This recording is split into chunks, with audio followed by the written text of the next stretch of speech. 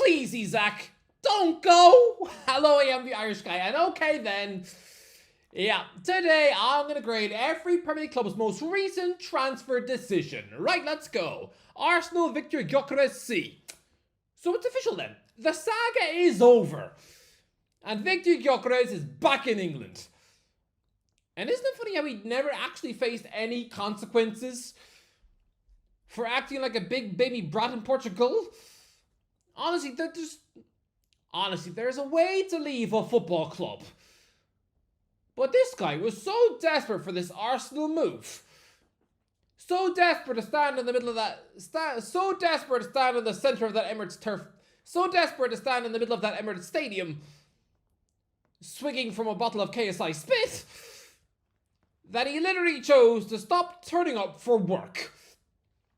Imagine having a ridiculous 54-goal season, and then choosing to burn your Lisbon legacy status, and then choosing to burn your Lisbon legend status in a can of 7-Up.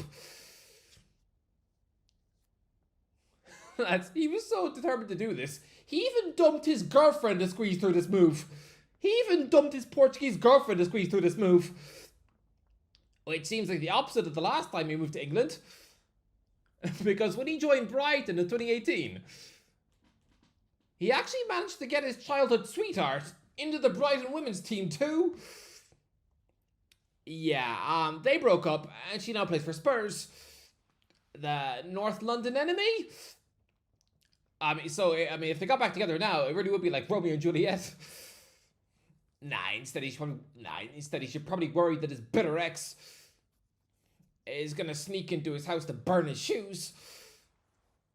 Look, how he went about getting this Arsenal move was absolute garbage behaviour. But is he the guy? I don't know, okay? Because his numbers in Portugal were immense.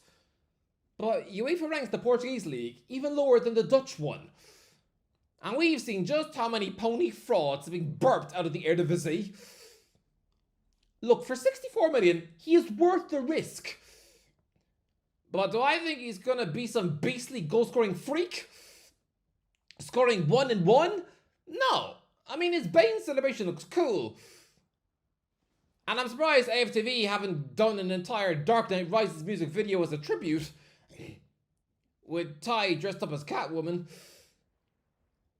But I see him being the modern day Podolski. 15 goals a season. An upgrade on Gabriel Jesus, sure. But I genuinely think the club should have paid big for Ivan Toney at 27 instead.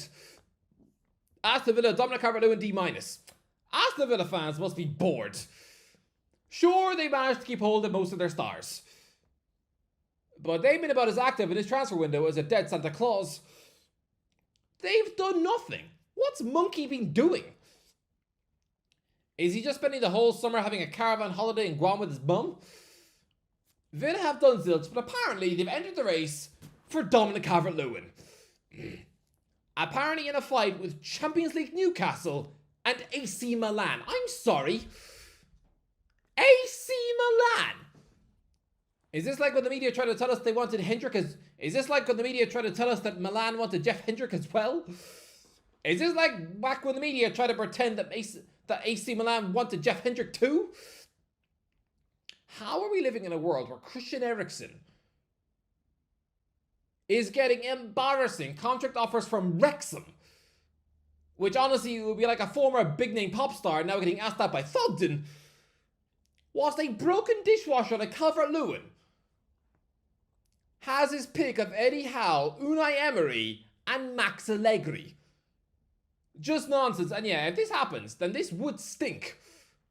Of when Champions League chasing Aston Villa assigned a 3-goal a season Emil Heskey on a free. All the way back in 2008. All the way back in 2009. Whose legacy at Villa did nothing other than make KSI famous. Whose legacy at the club did nothing other than make KSI rich. Sorry, but this one is a D-. It's a transfer target about as exciting as if your mum told you you were having baked beans for dinner. Bournemouth Ilyas Barney D. Apparently this one is a done deal. Bournemouth have now cashed in on their other centre-back star, Ilya Zabarnyi, agreeing a £50 million deal with PSG. Yeah, in what other universe did you ever think that little old Bournemouth would be selling their centre-back partnership to Real Madrid and PSG in the same summer window?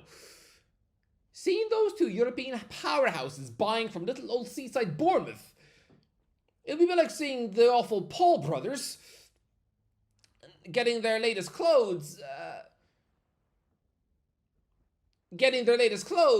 knitted by your nan. But yeah, if Bournemouth could pocket £50 million for Zabarnyi, it is good business, but it is completely risky to completely rip your whole defence apart. If I'm a Bournemouth fan, then this is a bit worrying. Brentford, Yohan Wissa B. Brentford are in an absolutely hideous, horrendous position. Come on, to lose your star manager, your goalkeeper, your captain and your best player in one window is bad enough. But now your current best player is demanding to leave after a 19-goal season. Who can blame Yohan Wissa? He's currently been told to take instructions from a managerial baby. Keith Andrews has more experience of being a pundit than a manager. Lads, I've spent more time eating yogurt off the pavement than Andrews has managing an actual match. And yeah, Wissa is being offered Champions League football at Newcastle. The Magpies have had a £25 million bid rejected, which is fair enough, but Wissa has now told the Bees chairman that he's not going to play for them again if they don't let him leave. He's prepared to just munch on cookies on the couch for the next year. This is ugly behaviour. I'm sorry, but Wissa is demonstrating the maturity levels of Tommy Pickles. Brentford are in an awful spot, but if I'm a B, then you should wait for Newcastle to pocket some Isa cash and then try and squeeze as much money as you can out of them for this Dr. Congo International. So rejecting the bids, it's actually sensible. Brighton, Perverse, Esteban, C+. Okay, firstly, I have to say that it absolutely makes my soul sing to see Evan Ferguson score 4. Yes, 4 on his Roma debut. That was more beautiful than a fat rainbow, but no! The last thing the Brighton have done in this window is sell their 27-year-old Ecuadorian international left-back Perverse Esteban to AC Milan for £17 million. Not a bad move for a guy who's never allowed to make his debut in his 4 years at Watford. Yeah, I'm guessing most of you didn't even know he was at Vicarage Road, but yeah. All of their crazy coaches clearly decided he was no better than duck cheese and put him out on 5 different loans. Look, he's a good defender, sure. But he's just become the 11th biggest sale in Brighton's history. It's good money for an aging left-back, so yeah, good deal. Burnley, James Trafford F. Burnley must be absolutely fuming. Out of every club in the world, the one they did not want coming in for their star goalie James Trafford was Man City. Because they're powerless to keep him and have to sell him on the cheap. Come on, Burnley were wanting close to £40 million off of Newcastle for their England international. But instead, City have exercised their buyback clause. It's technically a £31 million deal. So technically that would make Trafford the most expensive British goalkeeper to ever live. But because of City's sell-on clause, they managed to squeak it down to just 27 mil. It's a World Cup year and Trafford is choosing to sit on the bench. Considering Ederson's move to Galatasaray has crumbled into cookie crumbs. I mean, didn't Trafford leave the Etihad to actually play matches? Why is he taking a backward step to just be the FA Cup goalie? I don't get it. And as for Burnley, it's a complete nightmare. They need a goalie fast. Chelsea, João Felix B. So it's official. João Felix was a big fuss over nothing. Isn't it absolutely crazy that this Portuguese waste of time is still the 4th biggest transfer of all time? after leaving Benfica for Atletico Madrid in a horrid £112 million deal in 2019. Utterly insane how that Portuguese club managed to shake down Atletico for that much money. I can only assume the Atleti transfer negotiation team was made up of monkeys. Was made up of monkeys that had escaped the zoo.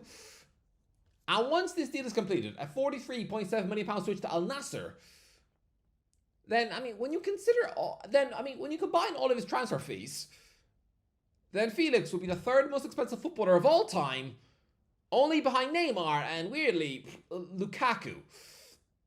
But his career has been completely expensive snot. It's been a mess since 2023. Atletico Madrid, Chelsea, Barcelona, Chelsea again, AC Milan, and now Al Nassr. At 25, he should have never been bought by Chelsea. Never, never, never. Especially not after that pudding average loan spell under Potter. Seriously, it would have been a bit like Chelsea paying £40 million to bring back Alexander Pato after his forgettable gerbil loan spell at Stamford Bridge. When he was a forgettable gerbil on loan at Stamford Bridge, where honestly, people didn't even know he was at Chelsea. Honestly, when he was stopped in the street of London, people probably thought he was Spider-Man. People probably thought they were talking to Spider-Man. People probably thought they were talking to that guy who got. People were probably thinking he was that sacked Spider-Man. So yeah, to get most of your money back on this absolute soggy toffee pot. On this absolutely soggy toffee pop. Well done, Chelsea. Crystal Palace, Evan Gessansi. Nothing much is going on at Crystal Palace. But apparently they're closing in on a deal for Nice forward Evan Gessant. A 24-year-old Ivory Coast international winger off the back of a 12-goal season in Ligue 1. Sure, it's decent squad depth, I'll give it a C. Everton, Malik Fofana, A+. Everton are on the verge of a madness. Lads, when Nottingham Forest came in for Lyon's absolute wonderkid winger Malik Fofana, you could smell his disappointment from here. This 20-year-old Belgian international is absolutely seen as European gold. And he had elite clubs in Europe fishing for his signature. So when he heard that the club in the Conference League wanted him, he probably silently vomited in his mouth. But yeah, now Everton are in advanced negotiations with Lyon for this kid. Bear in mind, Liverpool have been wanting to sign this guy. So if the Toffees can come in and nick him, it'll be absolutely incredible. But surely not. Because surely Fofana wants to get a Champions League club in August. But if this actually comes off, then Everton, wow. Fulham, Benjamin Lecomte, C.